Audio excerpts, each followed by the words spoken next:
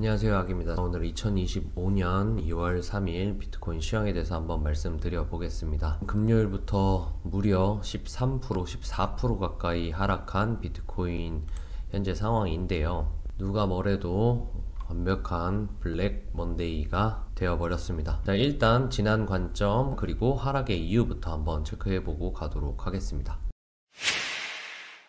금요일날 제가 시황 말씀드릴 때 아마 요 부근이었던 것 같아요. 그래서 여기 추세선을 그어놓고 여기서 병매물대 한번 눌리면 한 발 상승을 노려볼 수 있겠다 라고 말씀을 드렸고, 저는 여기 닿을쯤에 됐을 때 이더가 자리를 좀 잘 깔아주고 있을 때 여기에서 알트 롱들을 받았는데, 이더가 비탈릭 생일이라고 그날 많이 좀 올랐잖아요. 그래서 알트들이 한 12% 정도씩 오르면서 그 상승을 저도 동일하게 먹고 되게 기분 좋게 있었어요. 상승, 그리고 여기 추세 지켜주면 이렇게 상방 가겠구나. 그리고 여기에서 추세를 지켜주는 모양새처럼 나왔습니다. 그리고 1차적으로 깨줬던 중요 라인 1번을 2차적으로 한 번 더 깨주는 모습을 보면서 이거 괜찮은 흐름이지 않겠는가 라고 생각하고 있었는데, 여기에서 한 발 더 치고 내려오는 걸 보고 제가 여기에서 80% 정도 익절 날렸거든요. 제가 지난 영상에서 말씀드렸던 게 월봉갱신되면서 밑골이 달아줄 가능성이 있어 보입니다. 그러니까 좀 조심해야 되지 않을까요? 라고 말씀을 드렸었잖아요. 그래서 일단은 여기에서 올랐을 때 한 80% 익절하고, 만약에 여기에서 이렇게 올린 다음에 내려와서 다시 갈 수도 있으니까 이때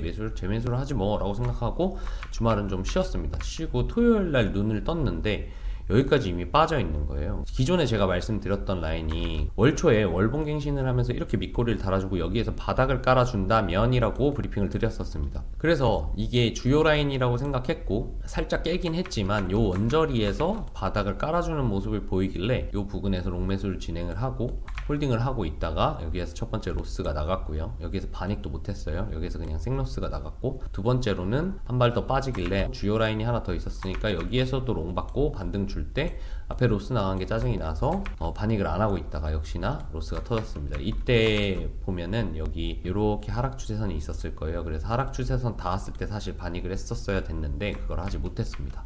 그리고 결국은 여기에서도 생로스가 나왔습니다. 그래서 스탑로스가 짧게 두 번 나갔고 주말 동안 이후로는 매매를 하지 않았는데, 여기는 지나고 나서 보니까 되게 좋은 쇼타점이었더라고요. 이런 식으로 빠지는 차트적으로 봤을 때는, 그래서 지켜줘야 할 라인을 못 지키고 두 번째까지 기회를 줬지만 두 번째도 지키지 못해서 깊이 빠지게 되면서 상승의 흐름을 살리지 못하고 모두 다 되돌리고 더 많이 빠진 상태입니다.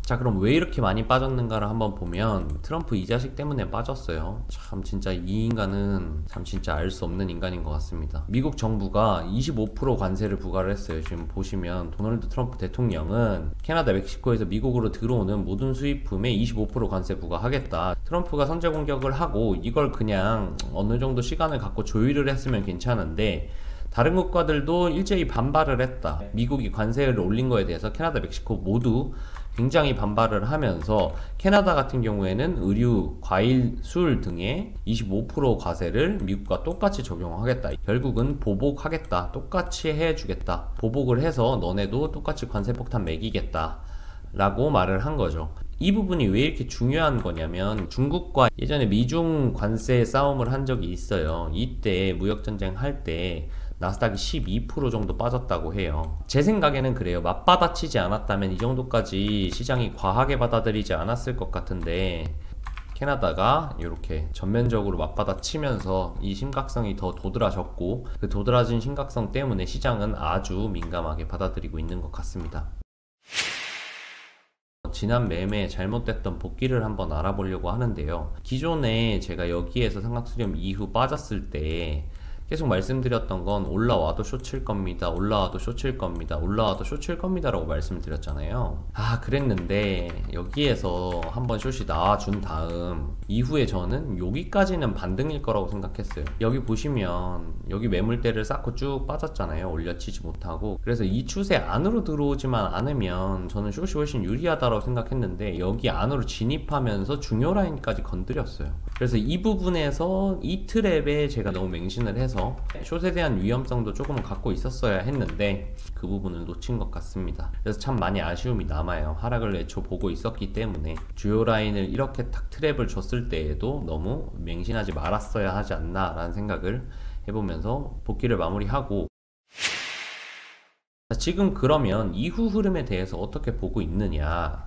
A, B, C 파동의 한 파동이 마무리된 것으로 보입니다. 마무리라고 보여지는 이유는 꼬리가 진짜 많은 지지라인 근처에서 멈췄기 때문이에요. 패닉이 나오고 여기서 누군가는 많이 샀다. 그래서 이 바닥은 한번 튕길 자리가 맞는 것 같다 라고 보고 있고, 또 한 가지 거래량이 굉장히 많이 나왔습니다. 1시간봉으로 봤을 때에도 여기 고점을 가는 거래량만큼 거래량이 한번 터져줬어요.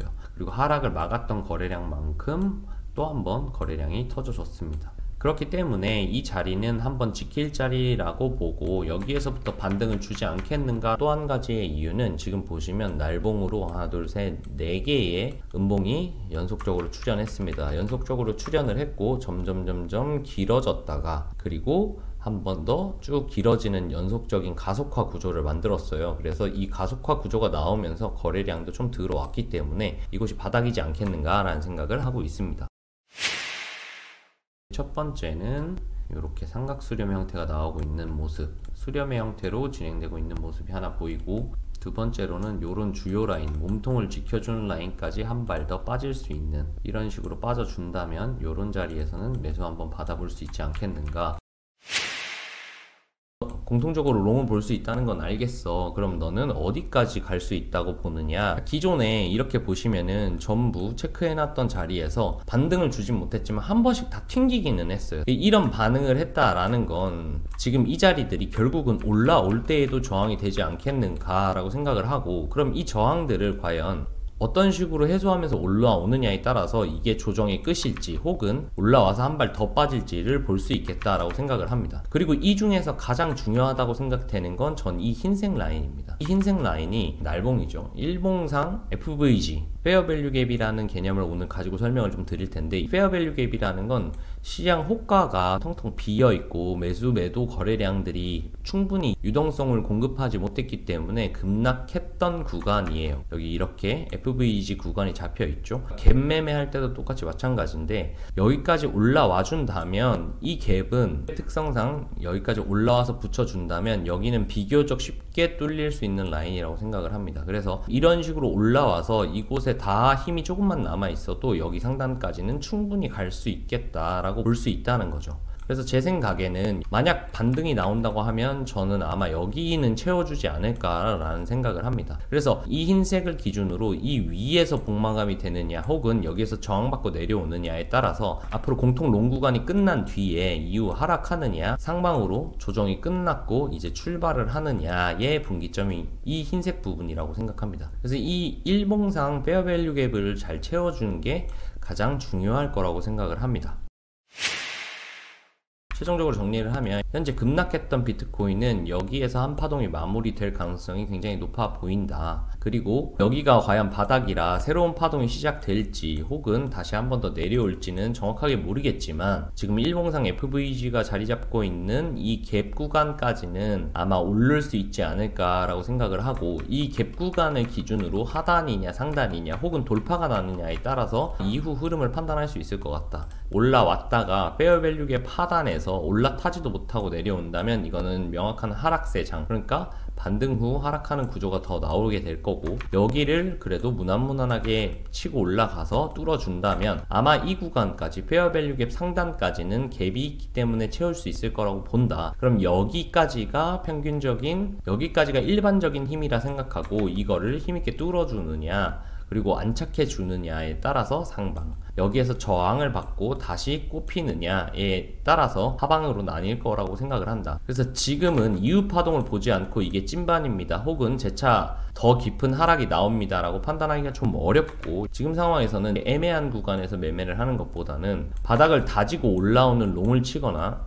혹은 올라왔을 때 강 매물대를 기준으로 어떻게 반응하는지를 보고 이후의 방향성을 조금 더 정하는 게 어떨까라는 생각을 해보겠습니다. 저 역시도 이 자리에서 매매를 한다기보다는 한 번 더 눌리면 롱트라이, 올라오면 강 매물대에서 반익을 하거나 혹은 숏을 잠깐 해칭을 한 다음 다시 올라왔을 때 페어밸류 갭까지는 공통 롱 구간으로 보지 않겠는가 라고 이렇게 매매 계획을 세우고 있습니다. 이 부분들을 한번 참고하셔서 본인 관점과 비교하고 매매에 활용하셨으면 좋겠습니다. 자, 최근 관점을 맞춰서 현재 매매를 잘 했다기보다는 대응을 통해서 손실을 최소화하고 그래도 야금야금 조금씩 어떻게 몸 비틀어가면서 수익을 만들어 왔는데 아쉬운 점이 좀 많은 것 같습니다. 그러다 보니까 조금 쉬운 장은 아니다라는 생각이 많이 들고 있습니다. 그래도 기준이 없이 또 뇌동을 하면 안 되기 때문에 이럴 때일수록 한 번 더 제 관점에 대한 보완을 하고 좀 더 좋은 관점을 드리기 위해서 노력을 많이 할 거고요. 지금처럼 잘 안 풀릴 때에는 개인적으로 조금 크게 보고 주요 자리들 잘 체크하시고 비중 조절을 하시는 게 대응에 유리한 조건이 아닐까라고 생각을 합니다. 오늘 영상 여기서 마무리하겠습니다. 감사합니다.